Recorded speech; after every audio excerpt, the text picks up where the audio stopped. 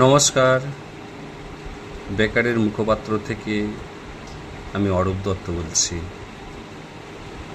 যারা চ্যানেলটি নতুন দেখছেন তাদের কাছে অনুরোধ যে আপনারা চ্যানেলটি সাবস্ক্রাইব করুন। যারা বারবার দেখছেন অথচ সাবস্ক্রাইব করছেন না তাদেরকে করজোরে বলছি আপনারা চ্যানেলটি সাবস্ক্রাইব করুন এবং আমাকে উৎসাহিত করুন। আজকে আপার প্রাইমারি নিয়ে বেশ কিছু তথ্য দিতে চাই আপনাদের। যে জাজমেন্ট কবে আসতে পারে, কবে নাগাদ। আপার একটা বৃহত্তর মামলা,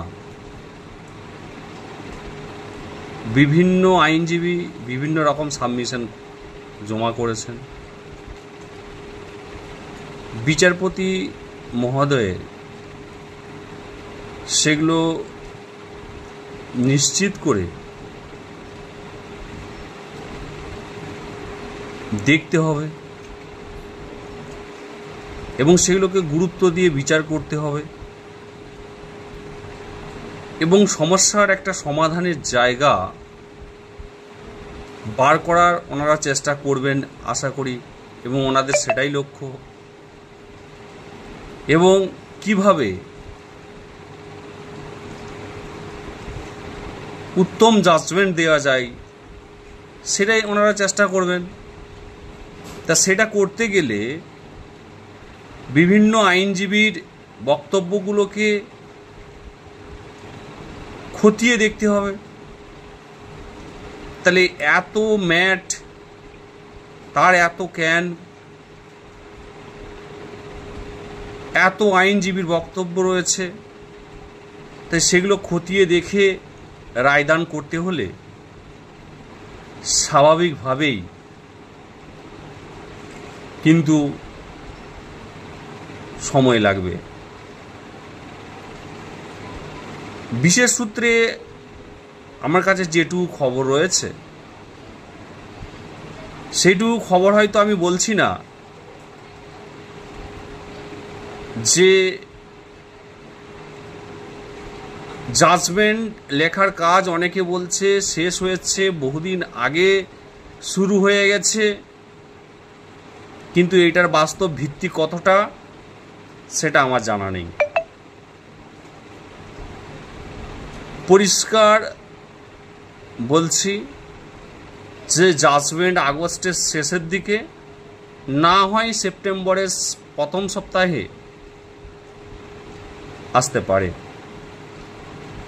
যদি এর আগে আসে তাহলে উত্তম ব্যাপার, আমিও খুশি, আপনারাও খুশি হবেন। এটা হলো মদ্দা কথা। আর একটা বিষয় হলো যে সব পক্ষকে খুশি করে প্যানেলকে টিকিয়ে রাখার চিন্তাধারা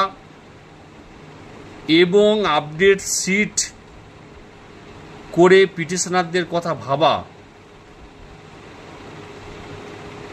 এবং রিজার্ভেশন পলিসি মেনটেন করা, এই জিনিসগুলো কি করে সঠিকভাবে রেখে, মানে আদতে প্যানেলটাকে টিকিয়ে রেখে সব পক্ষকে খুশি করা যায় কি না, এইটা চিন্তাধারাও হলেও হতে পারে। তো সেই ধরনের কিছু কিছু মাধ্যম থেকে বা বিশেষ সূত্র থেকে যে খবর পাওয়া যাচ্ছে সেটা হলেও হতে পারে, কিন্তু সেটা কতটা বাস্তব সম্মত হবে এবং সেটা কিভাবে আদৌ সম্ভব সেটা কিন্তু বিচারপতি মহোদয় বা হাইকোর্ট বিচার বিশ্লেষণ করবেন। যে কিভাবে এমন একটা রায়দান করা উচিত যে রায়দানের পরিপ্রেক্ষিতে মামলা আর দীর্ঘায়িত না হয় আপারে দীর্ঘদিনের সমস্যার একটা কি হয় সমাধান হয়ে যায়, তাতে পিটিশনার পক্ষও খুশি হয় এবং যারা ইন্টারভিউ দিয়েছেন তারাও খুশি হন। এরকম যদি একটা রায়দান হয়, সেই রায়দান কিভাবে হবে, কেমন করে হবে, কিন্তু সূত্র মারফত এরকম চেষ্টা যে চলছে না এটা নয়, চলছে। কিন্তু দেখা যাক কি হয়।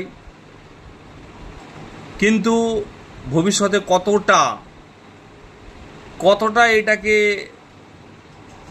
ঠিকঠাক রাখতে পারেন বা রাখা যায়, সেটা বিচারপতি মহোদয়ের হাতে রয়েছেন এবং তারা একমাত্র বলতে পারবে যে কি করলে এটা সঠিক বা উপযুক্ত রায়দান হয়। তো কিন্তু আইনি দিক থেকে দেখতে গেলে প্যানেল কোনো মতেই বাঁচিয়ে রাখা সম্ভব নয়। রিজার্ভেশন পলিসি যদি খাটে, সিট যদি আপডেট করতে বলে, 8(3)B রুলস যদি মানতে হয়, একমাত্র পুনর্মূল্যায়নকে যদি গুরুত্ব দেওয়া হয়, তাহলে কি হবে, একটা যদি প্যানেল হয়, ওই একই প্যানেলের মধ্যে যদি সিট আপডেট এবং রিজার্ভেশন পলিসি এবং পুনর্মূল্যায়ন করার পর যারা বাইরে গেছে তাদেরকে আবার ঢোকানো, এই সমস্ত যদি করতে হয়, তাহলে কিন্তু প্যানেল বাতিল ছাড়া কিচ্ছু করার নেই। আর যদি আর একটা এক্সট্রা প্যানেল করার কথা বলা হয়, এই যে প্যানেল হয়েছে তার বাইরে গিয়ে আর একটা প্যানেল যদি এক্সট্রা করে একত্রে নিয়োগের কথা বলা হয়, তাহলে কিন্তু সমস্যার সমাধান হলেও কি হতে পারে যে আর একটা প্যানেল তৈরি করা হলো এবং সেই প্যানেল রুলস অনুযায়ী সঠিকভাবে নিয়োগ করার একটা কি নতুন পন্থা যদি বিচারপতি মহোদয়রা দেন, তাহলে কিন্তু হয়তো পিটিশনার পক্ষ মেনে নিতেও পারে বা সব পক্ষ মেনে নিতে পারে। তো যাই হোক, দেখা যাক, আমরা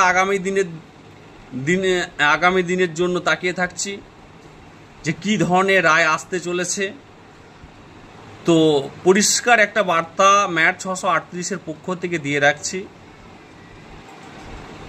সঠিক সিট যদি আপডেট না হয়,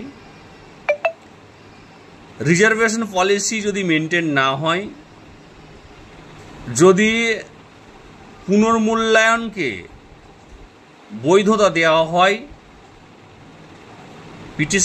পিটিশনারদের স্বার্থ যদি সুরক্ষিত না হয়, তাহলে আমি হোক, রাম হোক, শ্যাম হোক, যদু হোক, যে কোনো আইনজীবী হোক এবং ম্যাট 638-এর পক্ষ থেকে বলছি যে এ মামলা সুপ্রিম কোর্ট যাবেই।